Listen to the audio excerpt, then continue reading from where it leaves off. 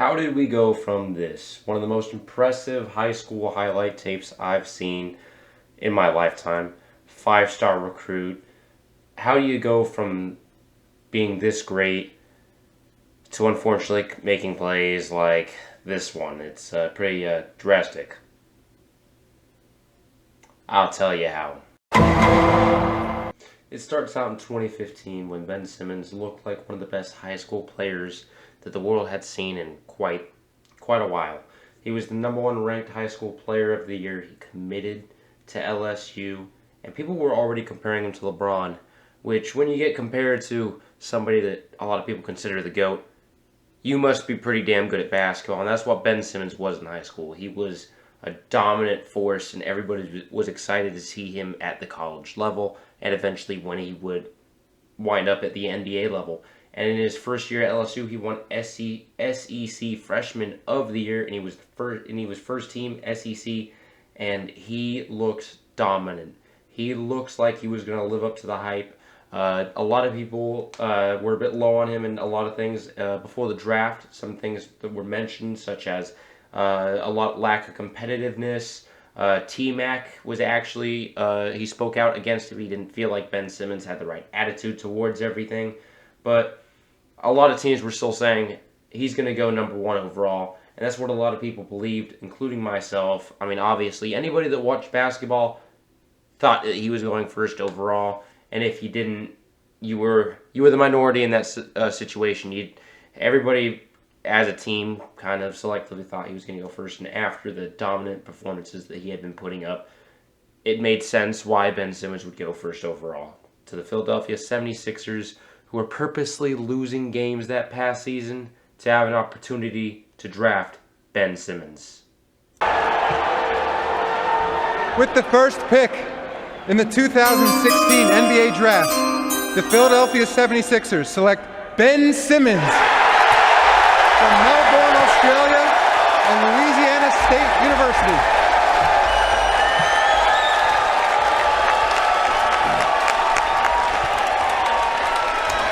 A sizable Sixers contingent on hand to celebrate this pick. Ben Simmons from Australia. At various points in his career, he's been compared in terms of skills to a LeBron James type of players. You see Johnny Jones has coached for 1 year at LSU, and that Sixers hat now goes on to Simmons as he makes his way to greet Adam Silver. And that's exactly what the Philadelphia 76ers did, drafting him first overall. And everybody was excited to see what he could do on the red carpet of basketball, on the highest level of the levels, the NBA floor, playing against other stars like was just mentioned. He had LeBron level comparisons, but unfortunately due to injuries, he missed his first year in the league. So then began his first real season of basketball, and he won Rookie of the Year over Donovan Mitchell, who had also one hell of a season now. Very controversial this year. A lot of people saying Ben Simmons shouldn't have won it. Technically, he wasn't a rookie. It should have gone to Donovan Mitchell. And I'm 50-50 on the subject. I think both of them had amazing seasons. I feel like they should have got co-Rookie of the Year. In my opinion, they were both great players, and honestly, they both shocked the world this season. So I think it should have gone to both, but it was one amazing Rookie of the Year race. Ben Simmons looked dominant this year. And they had a pretty decent playoff run for his rookie year, and we're about to jump right into that. The worst part about this season was the fact that they lost to a very young Celtics team in the conference semifinals, but all throughout the year, the Sixers looked amazing. Like I said, Ben Simmons won Rookie of the Year, and the Sixers were led to their best record as a team in the past 30 years. The team looked dominant. They looked like they had one hell of a future. Him and Ben Simmons were the future. Trust the process was starting to be in full effect, and this team was starting to gain some steam, pick up some momentum, and they looked like they were going to be a very dominant team heading into the next season. Oh yeah, also in Game 2 and 30 minutes to play, he also had a game where he only dropped 1 point. So there's been 1 point for you that season, but that was the only really bad game he had that postseason, so we'll give a slide. And then going into that offseason, there were a lot of critics on his jump shot because that was his biggest red flag. Everybody was saying once he develops it, he'd be great. But the late great Kobe Bryant even told him his jump shot might be so bad he might have to restart from scratch. And that seems to be a reoccurring theme with Sixers players. But Ben Simmons did not listen to this advice, and it's going to show off and not pay very well towards Ben. Special SP for his humanitarian work, yes. Not everyone knows this, but Ben Simmons has been building orphanages like this one completely out of his playoff bricks.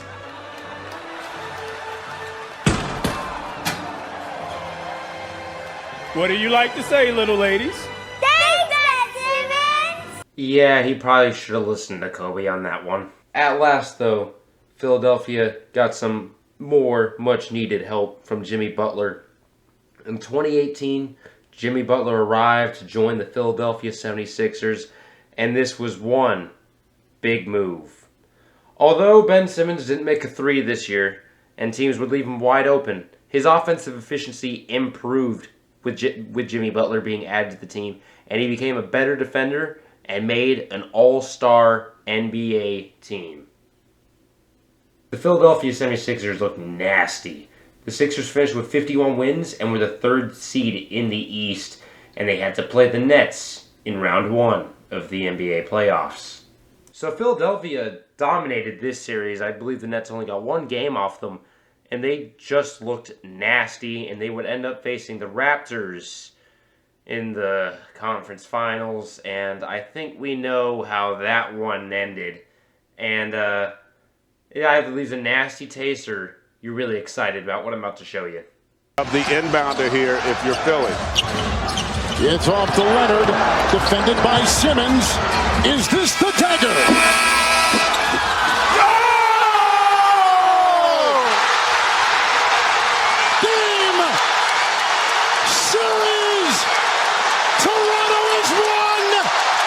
The next season, Ben Simmons led the league in steals and made an all-defensive team, and they were pretty experimental with him. They tried Ben Simmons at power forward, wanted him to be a point forward kind of fit for this team, but he missed the end of the year due to a knee injury, and the Philadelphia 76ers ended up getting swept by the Celtics in the first round. Quite embarrassing for the whole organization, and Brett Brown was let go of.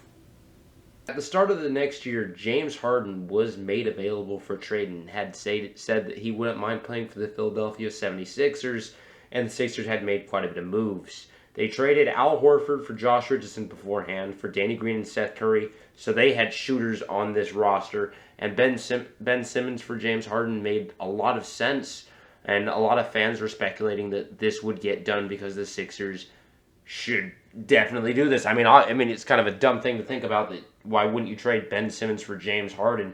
But the Sixers didn't pull the trigger, and I found that quite confusing as an NBA fan. I mean, the asking price for James Harden wasn't, terrible. The price was 3 picks and Ben Simmons for somebody who's a former league MVP. How do you not pull that on the trigger? But unfortunately, at the end of it, the 76ers lost the bidding war for James Harden to the Brooklyn Nets, and we know how that story is going to go, and it still has yet to unfold the next couple chapters, but the Sixers deeply regret not pulling the trigger on this one. I mean, in all fairness, before the playoffs started, Ben Simmons finished top 3 in Defensive Player of the Year awards, and there were some downsides to this year, but a lot were looked over at the time being. Before the playoffs started, Ben Simmons had taken the least amount of mid-range shots of his career and only took 1 3 in the final 23 games of the season. Ben Simmons was just, he was cruising through teams, but a lot of people weren't noticing the little things, and that really ended up hurting them in the playoffs. The Atlanta Hawks beat the Philadelphia 76ers in the playoffs, and everything fell apart for the Sixers. In Game 5, Ben Simmons shot 4 for 14 from the free throw line, and in the last 4 games, he didn't attempt a fourth quarter shot, and I think you guys know what image I'm about to pull next. Yup, we've made it full circle. Ben Simmons passed that because he was scared of getting fouled and going to the free throw line. How devastating does that have to be for any Sixers fan, the other Sixers players, the coaching staff, the ownership? Your second best player passed up on a wide open layup. He's 6'11", because he didn't want to go to the free throw line. Hey, Doc, do you think Ben Simmons can still be a point guard for a championship team like the one you guys want to become? Yeah, David, I don't know that question or the answer to that right now. And because of the lack of trust by the team, as you just saw there,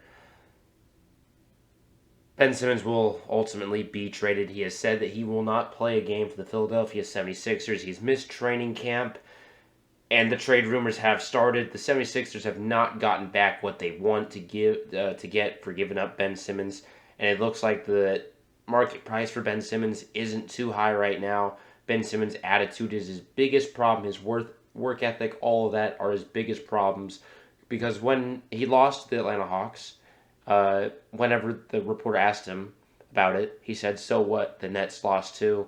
And that was kind of the nail in the coffin right there for Ben Simmons returning to Philadelphia.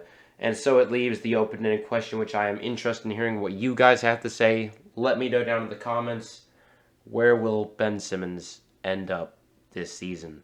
There's so many options to go with here, and I'm excited to see and hear from you guys what you guys think, where you guys predict Ben Simmons will end up. And I'm really excited to see, what you guys think.